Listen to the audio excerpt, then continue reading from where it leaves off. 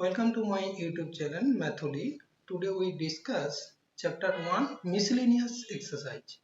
तो इसके पहले हम लोग एक्सरसाइज 1.1, 1.2 ऑलरेडी पढ़ चुके हैं। तो आज हम लोग मिसलेनियस एक्सरसाइज पढ़ेंगे। तो चलिए शुरू करते हैं। तो पहला देखो क्वेश्चन नंबर 1 क्या दिया गया, so that the function f such that r2 x belongs to r minus 1 less than x less than 1, मतलब x का जो वैल्यू होगा वो -1 से 1 तक रहेगा और x होगा रियल नंबर में, मतलब -1 से 1 के अंदर जितने सारे रियल नंबर है सब कुछ। ये होगा कोडोमेन आपका सेट। और डोमेन सेट कौन? R set. Defined by f of x equal to x by 1 plus mod x, जहाँ पे x belongs to real number. इसको दिखाना है 1 1 एंड ऑन टू फंक्शन, ये दोनों दिखाना है। तो चलिए शुरू करते हैं। तो ये वाले क्वेश्चन बहुत इंपॉर्टेंट है, इसको आप लोग स्टार देकर रखो, बहुत इंपॉर्टेंट क्वेश्चन है। तो पहले देखो जो फंक्शन दिया गया वो फंक्शन कहां से कहां तक, रियल नंबर टू एक्सेप्ट जहां पे x belongs to real number, वही सब रियल नंबर लेना है जो -1 से बड़ा और 1 से छोटा वाला रियल नंबर। ठीक है, क्लियर। एंड आपको जो f of x दिया गया वो f of x कैसा दिया गया ना, x by 1 plus mod x। ठीक है, अभी इसको 1 1 पहले दिखा दे।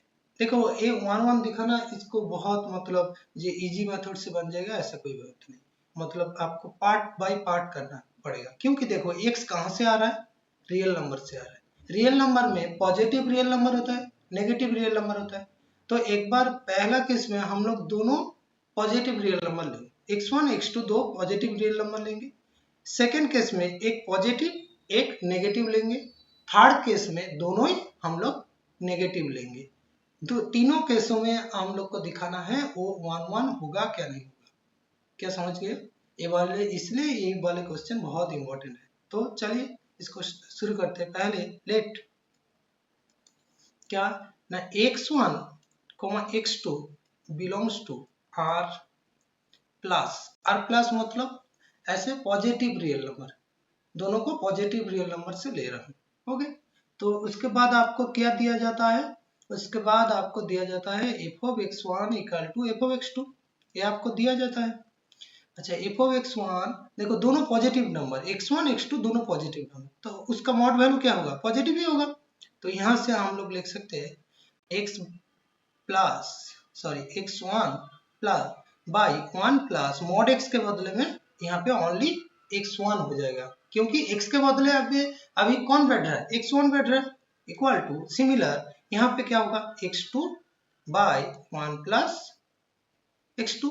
इसको कैलकुलेशन करो, क्रॉस मल्टीप्लिकेशन करो, कितना आएगा, x1 plus x1 x2 equal to x2 plus x1 x2। Both side x1 x2 को हटा दो तो क्या आएगा, नेक्स्ट पेज में करते हैं। तो आएगा x1 इक्वल टू x2 आएगा। ठीक, तो एक किसके लिए x1 इक्वल टू x2 दिखा दिया, दोनों जब पॉजिटिव रियल नंबर में होगा x1 x2। अभी केस 2, तो केस 2 में हम लोग को एक पॉजिटिव एक नेगेटिव लेना है। तो लेट हम लोग मान लेते हैं x1 belongs to r plus and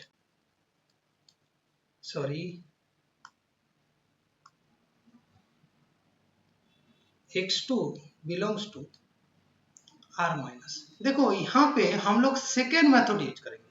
देखो आप लोग को एक बार बता दूं, आप लोग को क्या दिया जाता था, ये दो पॉइंट डोमेन से उठाना होता है, वहां से f of x1 equal to f of x2, वहां से दिखाना होता था x1 इक्वल टू x2। और इसका और एक सेकेंड मेथड था दिखाने के लिए, क्या ना x1 not equal to x2 जब होगा, वहां से आपको दिखाना होगा f of x1 not equal to f of x2। ठीक है, ये यही मेथड से हम लोग करेंगे। तुम बताओगे सर इस मेथड से क्यों कर रहे हो, देखो यहाँ पे एक पॉजिटिव नंबर और एक नेगेटिव नंबर दोनों क्या इक्वल होगा, नहीं होगा। तो इसलिए हम लोग नॉट इक्वल टू पार्ट से कर रहा हूँ। तो यहाँ से क्या बता पाएंगे, x1 not equal to x2। इसके बाद हम लोग डायरेक्ट लिख सकते हैं f ऑफ x1 क्या था। देखो ये दोनों इक्वल नहीं होगा, इसके बाद आप लोग डायरेक्ट लिख सकते हो। क्या लिख सकते हो ना, x1 divided by 1 plus mod x1 not equal to x2 divided by 1 plus mod x2। तुम बताओगे सर ये दोनों वैल्यू तो इक्वल कभी कभी हो सकता है, ये कैसे लिख दिया।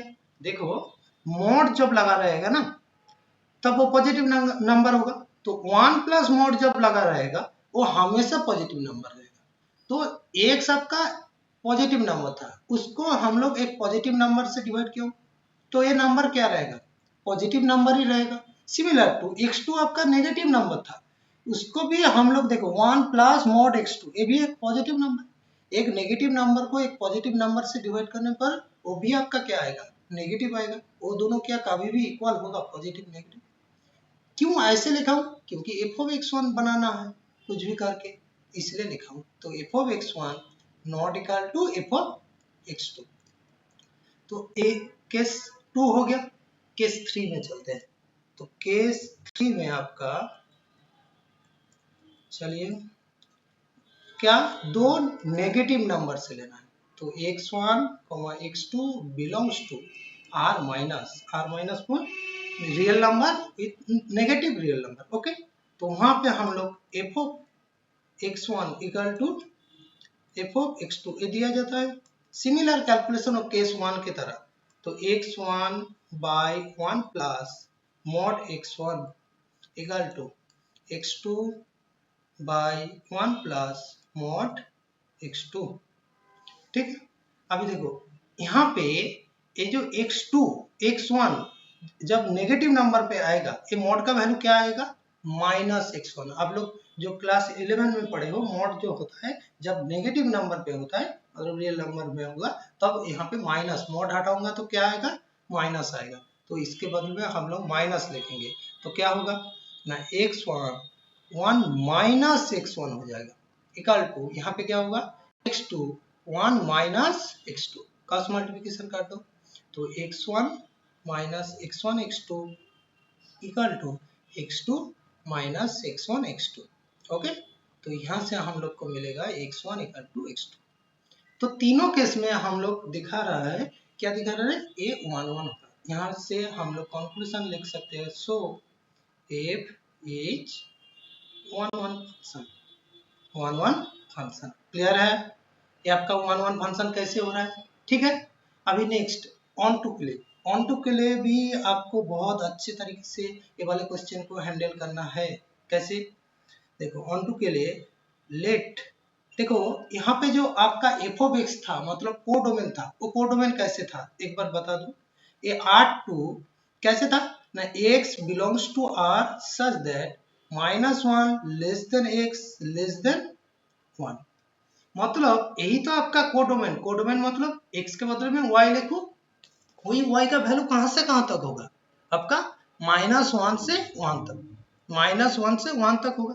तो यहाँ पे भी देखो आपका एक पॉजिटिव नंबर आ रहा है, एक नेगेटिव नंबर आ रहा है। तो यहाँ पे भी हम लोग दो पार्ट में बांटेंगे, एक पॉजिटिव नंबर पे और एक आपका नेगेटिव नंबर पे। तो पहले मैं मान रहा हूँ लेट y बिलोंग्स टू, कहां से कहां तक ना, क्लोज ब्रैकेट 0 to 1। इसका मीनिंग क्या है, क्लास 11 में पढ़े हो, सॉरी एक ओपन ब्रैकेट होगा 1, क्योंकि 1 के साथ इक्वल नहीं होता।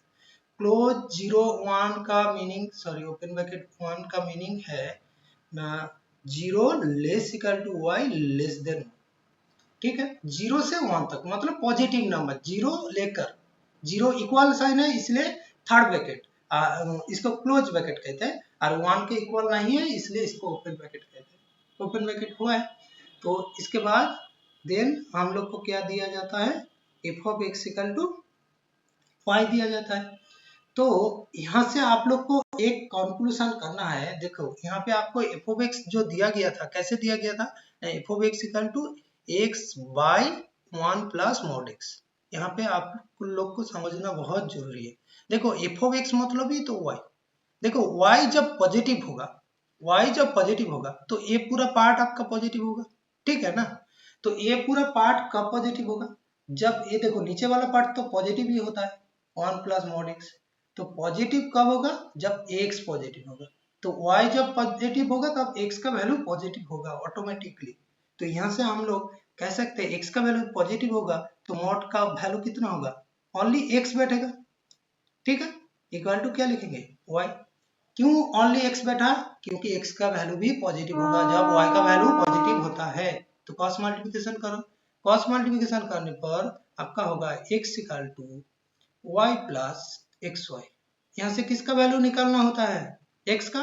मैं एकदम कैलकुलेशन करूँ x कॉमन लेकर 1 minus y equal to y. यहाँ से हम लोग क्या लिख सकते हैं? x equal to y by 1 minus y. A क्या आर में बिलोंग्स होगा? For all y belongs to close bracket 0 to 1 open bracket 1। देखो 1 के ओपन ब्रैकेट 1 मतलब 1 के इक्वल नहीं हो रहा है, तो 1 वैल्यू रहेगा तो यहाँ पे अनडिफाइंड होगा, तो 1 नहीं रहेगा तो ये आपका रियल नंबर पे रहेगा, होगा, ठीक है। सेकंड इसका केस 2 में, इसका भी आपका केस 2, वो केस 1 था, यहाँ पे केस 2 है। केस 1 शायद वहां पे नहीं लिखा है, यहाँ पे आप लोग लिख दो केस 1, ओके। चलो केस 2 क्या कह रहा है? अभी हम लोग को यहाँ से क्या लेना है? नेगेटिव लेना है, y का value negative, y belongs to -1 से था तो -1 ओपन ब्रैकेट टू 0, 0 भी ओपन ब्रैकेट में होगा। क्यों? अब बताओगे क्यों? क्योंकि 0 को हम लोग पॉजिटिव में ऑलरेडी ले चुके हो, ले लिया ना पॉजिटिव में, तो ठीक है। देन हम लोग को क्या दिया जाता है? f of x equal to y दिया जाता है। एफ ऑफ एक्स का वैल्यू अभी क्या होगा? देखो y जब नेगेटिव होगा एक्स का वैल्यू भी नेगेटिव होगा, तब मॉड एक्स का वैल्यू क्या होगा? नेगेटिव। मॉड एक्स जब नेगेटिव होता है तो नेगेटिव वैल्यू होगा, तो इक्वल टू y। तो क्रॉस मल्टीप्लिकेशन करोगे तो x equal to y minus x y, okay. तो एक साथ लेकर जाओगे तो 1 plus y equal to y. यहाँ से x का वैल्यू क्या मिलेगा? y बाई 1 प्लस वाई, ठीक है। ये आपका बिलोंग्स टू आर होगा for all y belongs to open bracket -1 to 0, ठीक है। एक केस 2। तो यहाँ से हम लोग कह सकते क्या? f is onto function. ये वाले में थोड़ा सा हटके है, इसको अच्छे तरीके से आप लोग करना। कुछ समझ में नहीं आए तो नीचे कमेंट में जरूर कहना, मैं आप लोग को बता दूंगा। क्लियर है ना? कोई प्रॉब्लम? तो 1 के लिए हम लोग तीनों केस में बटे हैं। 1 के लिए कितना केस में बटे हुए? तीनों केस में। ये आपका केस 1 था, केस 1 में दोनों पॉजिटिव लिया हूँ। केस 2 में क्या किए हूँ? एक पॉजिटिव एक नेगेटिव से लिया हूँ, उसमें सेकेंड मेथड यूज करना है, ठीक है। थर्ड केस में दोनों ही नेगेटिव लिया हूँ, जब दोनों नेगेटिव ले रहा हूँ तब मॉड एक्स का वैल्यू क्या हो रहा है? नेगेटिव हो रहा है, ठीक। यहाँ पे नेगेटिव लिखा हूँ तो उसके बाद 1 दिखा दिया। और 1 2 के लिए दो केस लिया हूँ, एक में 0 ले रहा हूँ पॉजिटिव 0 से 1 तक, वहां पे भी जब y का वैल्यू पॉजिटिव होगा तब x का भी वैल्यू पॉजिटिव होगा। वहां से कंक्लूजन पा रहा हूँ जो x जो पाओगे वो रियल नंबर पे रहेगा, सिमिलर टू नेगेटिव में जब लेोगे सिमिलर टू होगा, ठीक है। क्लियर है? कोई प्रॉब्लम? चलो नेक्स्ट क्वेश्चन पे चलते हैं। Question number 2। क्वेश्चन नंबर 2 क्या बोला है? So that the function f r to r given by f of x equal to x cube is injective. Injective मतलब जो आपका 1 होता है, ठीक है। तो इसका सॉल्यूशन करते हैं, एकदम सीधा सा मैथ है। तो पहले क्या करेंगे? इंजेक्टिव के लिए 1 दिखाने के लिए लेट दो पॉइंट हम लोग मान ले, x1 x2 belongs to domain. Domain क्या दिया गया? r। देन हम लोग को क्या दिया जाता है? f of x1 equal to f of x2, okay. f of x1 का वैल्यू क्या है? x1 का होल क्यूब, और f of x2 का वैल्यू x2 का होल क्यूब। इसके बाद हम लोग दोनों साइड क्यूब हटा दोगे तो क्या मिलेगा? x1 इक्वल टू x2, क्योंकि क्यूब हट सकता है तो स्क्वायर था, जब रहेगा स्क्वायर को डायरेक्ट नहीं हटा पाओगे, तो यही तो हम लोग को दिखाना था। तो इसके बाद हम लोग डायरेक्ट लिख सकते हैं। So f of x is injective, ठीक है, इंजेक्टिव। ओके, कोई प्रॉब्लम? चलो नेक्स्ट क्वेश्चन पे चलते हैं। क्वेश्चन नंबर 3, ये भी आपका बहुत इंपॉर्टेंट क्वेश्चन है। क्या दिया है? Given a non empty set x, consider P of x which is the set of all subset of x. आप लोग क्लास 11 में सेट जब पढ़े थे तब पावर सेट पढ़े थे, ठीक है ना? तो पावर सेट यहाँ पे क्या माने है? P of x. कोई भी सेट का power set P of x. Power set किसको कहते हैं? ऑल पॉसिबल सबसेट, जितना पॉसिबल सबसेट होता है। अभी क्या दिया गया? डिफाइंड ए रिलेशन, एक रिलेशन आर दिया गया इन पी ऑफ एक्स। उस पावर सेट के अंदर एक रिलेशन दिया गया जो आर रिलेशन, वो कैसे? For subset A and B in P of X A R B मतलब A set relation with B set if and only if A subset of B, जब ए सबसेट ऑफ बी।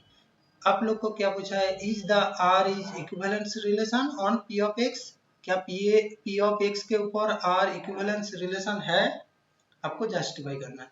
तो equivalence relation कब होता है? जब one one and reflexive, symmetric and transitive, ये तीनों relation एक साथ होगा तो उसको क्या कहते हैं? इक्विवेलेंस रिलेशन, ठीक है। तो चलो करते हैं। तो इक्विवेलेंस रिलेशन रिफ्लेक्सिव के लिए पहले रिफ्लेक्सिव होगा क्या नहीं होगा वो चेक करना है। तो आपको क्या रिलेशन दिया गया उसको एक बार लिख दो। A R B implies A subset of B, ये आपको रिलेशन दे दिया। मतलब A set relation with B, कैसे ना? A subset of B. तो पहले रिफ्लेक्सिव के लिए, रिफ्लेक्सिव के लिए हम लोग क्या कह सकते हैं? We know that,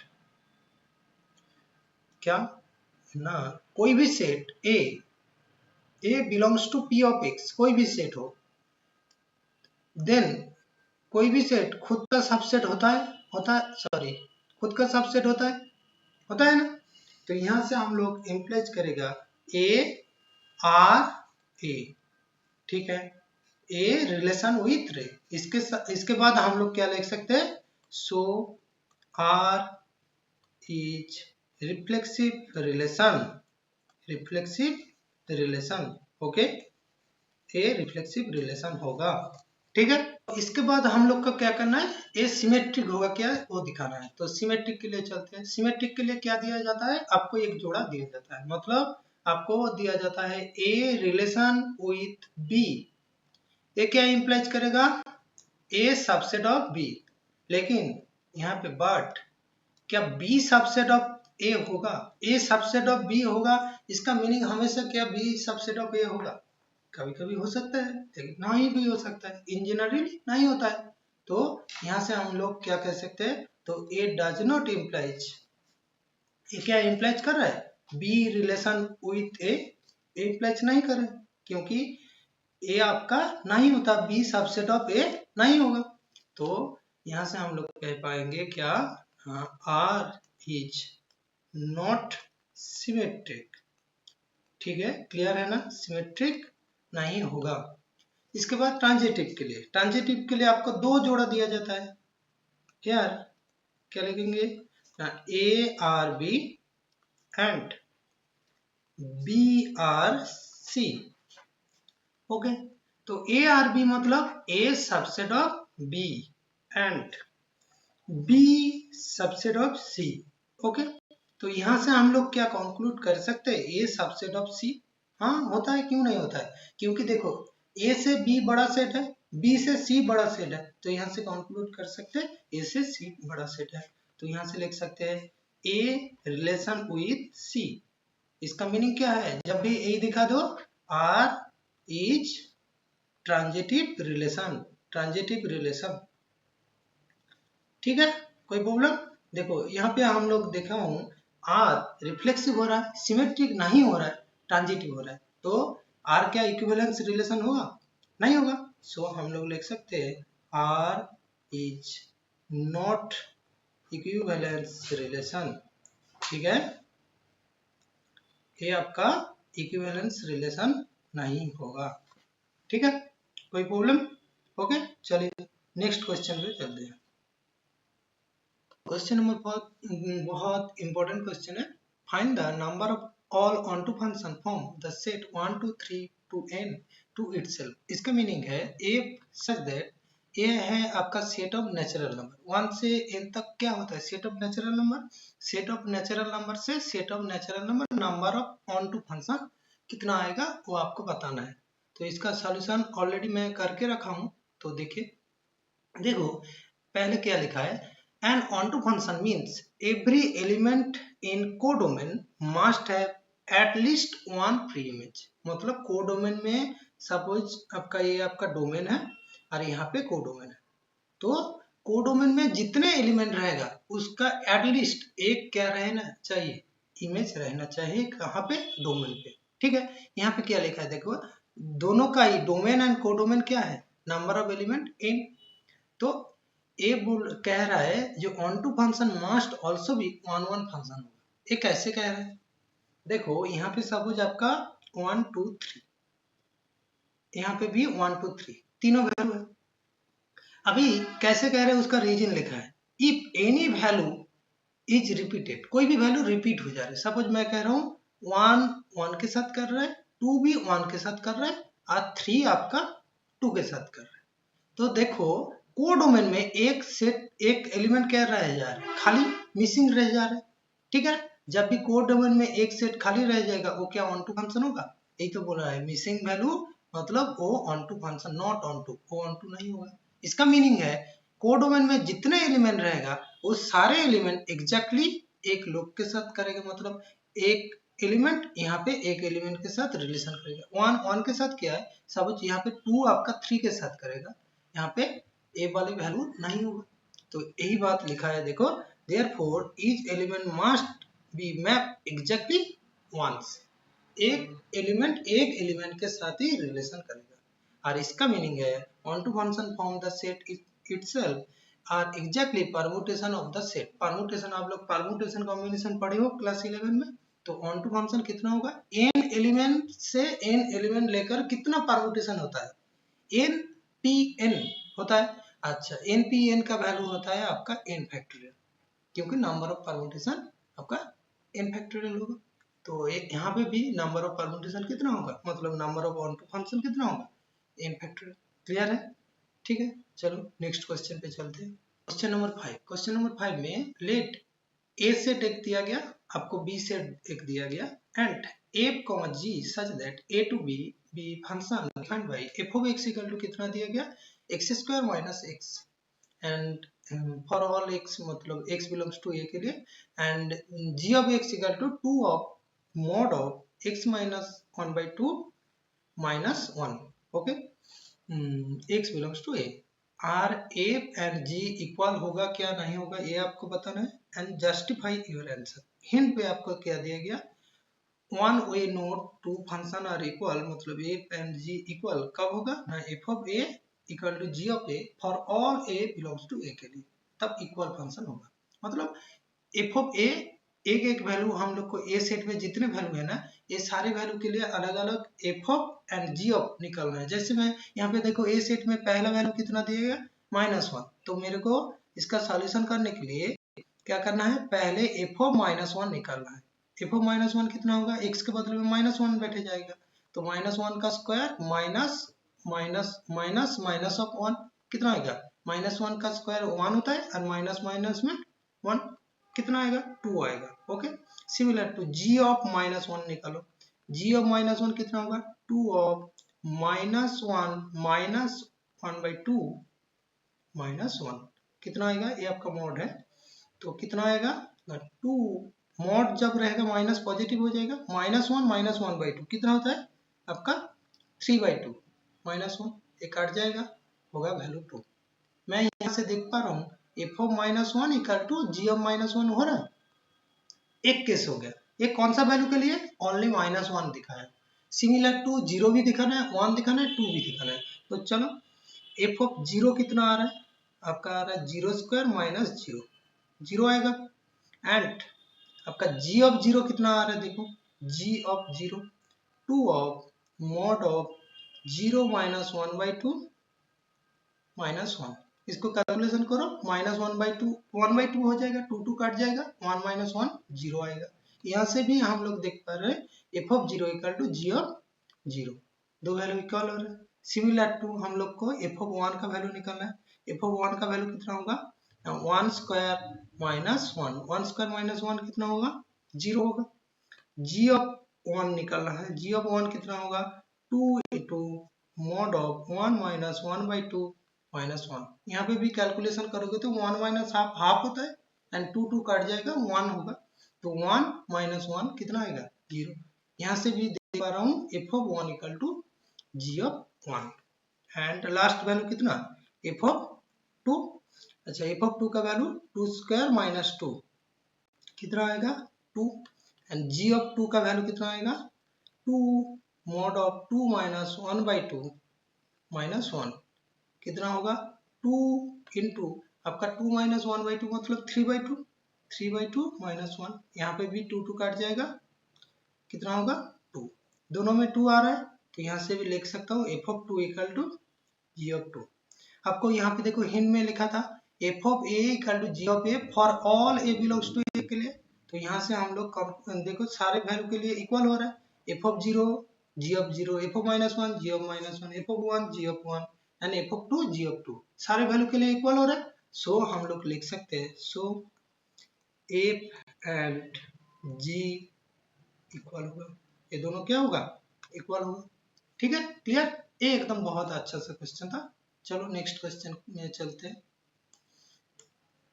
question number 6 क्या दिया गया, बहुत अच्छा क्वेश्चन दिया गया, एमसीक्यू वाला क्वेश्चन है। देखो एक सेट दिया गया, एक सेट में क्या दिया गया, सेट में आपको 3 एलिमेंट दिया गया, 1 2 3, okay. Then number of relation containing, ऐसा नंबर ऑफ रिलेशन फाइंड करना है जहां जो क्या क्या कंटेन करेगा, 1, 2 एंड 1, 3, ये दोनों एलिमेंट वो कंटेन करेगा, and which are reflexive and symmetric not transitive, जो क्या होगा, रिफ्लेक्सिव एंड सिमेट्रिक दोनों होगा लेकिन ट्रांजिटिव नहीं होगा। तो ये बहुत अच्छा वाला क्वेश्चन है, इसको समझो कैसे हो रहा है। देखो पहला बात, यहाँ पे आपका 1 2 3 तीनों एलिमेंट है मैं वो रिलेशन को फाइंड कर रहा हूँ, अच्छे तरीके से समझो। तो रिफ्लेक्सिव होने के लिए 1 1 2 2 3 3 रहना चाहिए, है ना। तो पहले 1 1 2 2 3 3 ये तीनों को लिख दिया, ओके, कोई प्रॉब्लम। अभी देखो मेरे को और दो कंडीशन दिया गया, 1 2 वहां पे रहना चाहिए, देखो 1 2 भी ले दिए। देखो ये सिमेट्रिक भी होगा, सिमेट्रिक जब होगा 1 2 का उल्टा भी रहना चाहिए, 2 1, ठीक है। एंड देखो 1 3 भी रहना चाहिए, तो इसके लिए भी सेम 1 3 रहेगा तो 3 1 भी रहना चाहिए। अभी क्या मैं इसके साथ 2 3 ए ले लूं, जब 2 3 ले लूंगा तब 3 2 भी ले लेंगे, ये क्या ले सकता हूं क्या नहीं ले सकता हूं, ये सोचना। देखो यहाँ तक ये जो सेट यहाँ तक ये आपका रिफ्लेक्सिव भी हो रहा था, सिमेट्रिक भी हो रहा था, क्या ये दोनों लेने से ट्रांजिटिव भी हो जा रहा है, एक बार चेक कर लो ना। कोई भी रिलेशन जैसे ये दोनों को 2 1 एंड 1 3 मतलब कौन रहना चाहिए था, 2 3। देखो मैं जब 2 3 लिख दूंगा तब वो उसके साथ ट्रांजिटिव भी हो जाएगा, लेकिन यहाँ पे क्या बोला है, नॉट ट्रांजिटिव, मतलब 2 3 3 2 नहीं रहना चाहिए।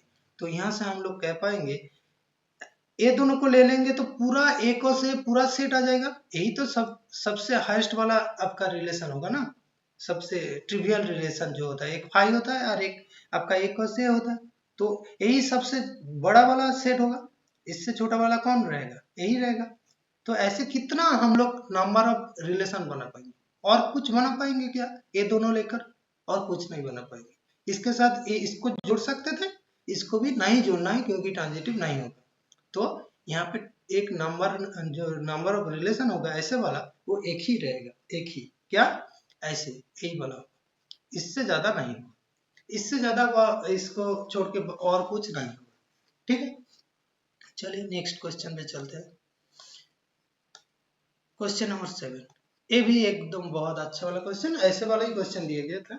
देखो क्या दिया गया, एक सेट दिया गया, सेट ए जहाँ पे क्या है 1 2 3 तीन एलिमेंट है। तो नंबर ऑफ इक्विवेलेंस रिलेशन आपको फाइंड करना है। इक्विवेलेंस मतलब रिफ्लेक्सिव, सिमेट्रिक, ट्रांजिटिव तीनों होगा विथ कॉन्टेनिंग 1, 2 जो 1, 2 कंटेन करे। अभी फाइंड करते हैं। अभी आप भी ऐसे किए थे। रिफ्लेक्सिव होगा मतलब 1, 1 2, 2 3, 3 ये तो रहना चाहिए विथ, मेरे को क्या दिया 1, 2 रहना चाहिए। 1, 2 रहेगा तो सिमेट्रिक के लिए 2, 1 तो रहना चाहिए। अभी देखो ये ट्रांजिटिव हो रहा है क्या, ट्रांजिटिव ये तीनों को नहीं देखना है, इसको देखो 1, 2 2, 1 क्या 1, 1 है रिलेशन में, हाँ है, तो ये ट्रांजिटिव भी हो रहा है, तो ये आपका इक्विवेलेंस रिलेशन होगा। तो ये एक टाइप का रिलेशन, ये एक टाइप का हो गया। और कुछ क्या बना सकता हूँ, और एक बना के दिखाऊं, इसको R1 नाम दे दो, इसको R2 नाम दो। सिमिलर देखो 1, 1 2, 2 3, 3 1, 2 2, 1 अभी और एक जोड़ा, इसके पहले जो जोड़ा लिए थे वही जोड़ा लेके देखते हैं। 1, 3 लिया है, 1, 3 लेंगे तो सिमेट्रिक के लिए 3, 1 अभी देखो कुछ प्रॉब्लम हो रहा है क्या, देखो ट्रांजिटिव के लिए मेन प्रॉब्लम तो ट्रांजिटिव अभी देखे थे ना, ए रिलेशन ट्रांजिटिव नहीं होता। ट्रांजिटिव होने के लिए इसको और क्या चाहिए 2, 3 एंड 3, 2 और 2, 3 3, 2 मतलब ए रिलेशन कुछ नहीं है, एक ए आ जाएगा।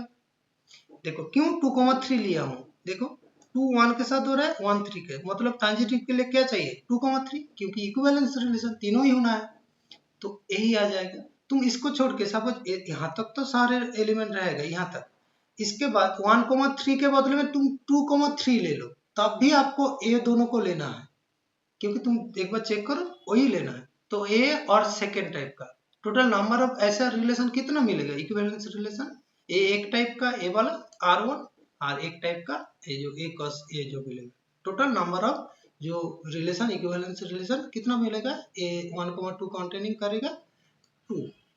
ठीक है, कोई प्रॉब्लम। तो यहाँ तक हम लोग का रिलेशन फंक्शन का जो चैप्टर था ये खत्म हो गया। इसके बाद हमारा नेक्स्ट चैप्टर होगा। तो ठीक है, कोई प्रॉब्लम रहेगा तो आप लोग कमेंट में लिख सकते हो। तो मिलते हैं नेक्स्ट क्लास में, तब के लिए बाय बाय, सी यू।